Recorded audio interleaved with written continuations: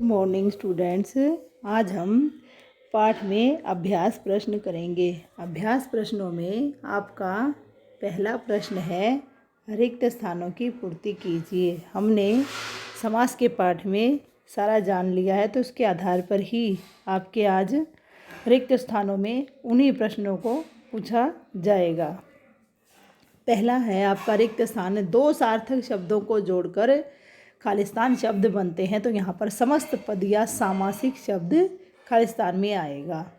दूसरा खालिस्तान है, जिस सामासिक पद में दूसरा शब्द प्रधान हो उसे तत्पुरुष समास कहते हैं। जब तत्पुरुष समास के बारे में आपको बताया था कि दूसरा पद प्रधान होता है, उसे तत्पुरुष समास कहते हैं। तीसरा है, खालिस्तान तत्पुरुष में शब्दों के बीच में के लिए का लोप होता है। तत्पुरुष समास में आपको 6 भेद बताकर बताया गया था कि कारक की विभक्तियों का लोप किस प्रकार होता है, तो उसमें कारक की विभक्ति के लिए का लोप होने वाला जो समास है वो है संप्रदान तत्पुरुष समास।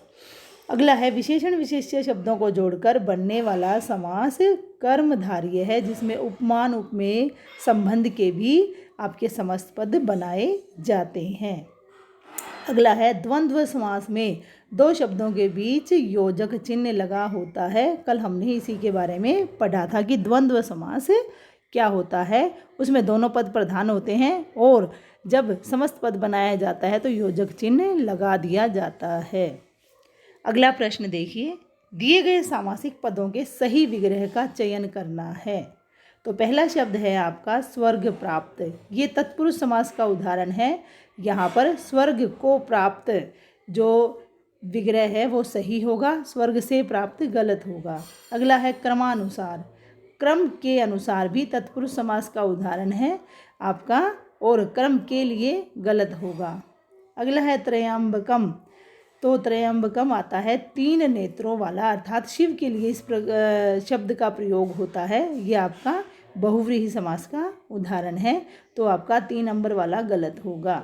लोह पुरुष, लोह के समान पुरुष में आपका सही समास विग्रह है लोहे से बना पुरुष। गलत होगा, क्योंकि व्यक्ति लोहे से बना नहीं हो सकता, उसके समान हो सकता है, जो कि आपके आया था कमल के समान नयन वाला जो समास है, उसी की प्रकार ये लोहे के समान पुरुष है।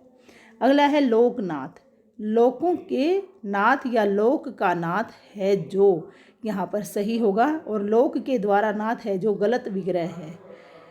यहाँ पर आपको विग्रह के बारे में अलग अलग नियम है जो कि आपके इसमें कम बताए गए हैं, लेकिन जो सही है उसको आपको बता दिया गया है। अगला है ऋषि मुनि। ये आपका द्वंद्व समास का उदाहरण है। ऋषि और मुनि यहाँ पर आ गया है और इसमें योजक चिन्ह का प्रयोग है। यदि आप देखते हो अभी अभी खालिस्तान में हमने इसी बात को जाना था। तो इस प्रकार आपके दो प्रश्न हो जाते हैं। अब तीसरा प्रश्न देखिए, दिए गए तत्पुरुष समास के प्रत्येक भेद से संबंधित 3 शब्द लिखने हैं। तो यहाँ पर सभी समास के मैंने एक उदाहरण आपके लिए लिख दिए हैं। बाकी 2 शब्द आप लिखेंगे, क्योंकि आपको सारा बता दिया गया है। इस बहाने आप उस चीज़ को अच्छे तरीके से पढ़ेंगे, जानेंगे, तभी लिख पाएंगे। तो आपका लिखित के रूप में आज ये तीसरा प्रश्न है, इसके 2 शब्द आपको स्वयं को लिखने हैं और एक शब्द मैंने आपकी सुविधा के लिए यहाँ लिख दिया है।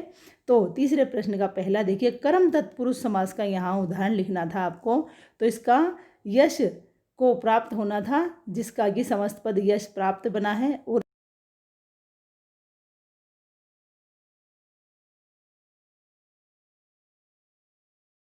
हैं। अगला है आपका कर्ण तत्पुरुष। कर्ण तत्पुरुष में आपके से विभक्ति का प्रयोग होता है, तो यहाँ पर विग्रह होता पथ से भ्रष्ट, और समस्त पद बन गया पथ भ्रष्ट। तो से विभक्ति का लोप होने के बाद ये समस्त पद बना है। अगला है संप्रदान तत्पुरुष, जो कि अभी अभी खालिस्तान में भी हमने पढ़ा था, जिसमें के लिए विभक्ति का लोप हो जाता है। तो यहाँ पर पाठ के लिए शाला इसका विग्रह होता और समस्त पद बन गया पाठशाला। 2 शब्द आप स्वयं लिखेंगे। अगला है अपादान तत्पुरुष में से विभक्ति का प्रयोग होता है, देश से निकाला होता, और यहाँ पर बन गया आपका देश निकाला। अब उसके बाद है संबंध तत्पुरुष में 3 विभक्तियाँ होती हैं, का, के, की। यहाँ पर एक का है गंगा का जल, आपके लिए लिख दिया गया है, और बाकी 2 शब्द आप स्वयं लिखेंगे। अगला है अधिकरण तत्पुरुष। में और पर का यहाँ पर लोप होता है विभक्ति का, तो यहाँ पर वन में वास होता, जिसका कि समस्त पद वनवास मैंने आपके लिए लिख दिया है। और में और पर का कोई भी एक समस्त पद आप यहाँ एक एक दोनों शब्दों के रूप में लिखेंगे। तो इस प्रकार आपका आज ये गृह कार्य ये रहेगा। और इसमें आपको यदि किसी शब्द के बारे में असुविधा है या आप नहीं जान पाए हैं तो आप पूछ सकते हैं। यही आपका कार्य रहेगा। इससे आगे हम कल करेंगे। आपका दिन शुभ हो। धन्यवाद।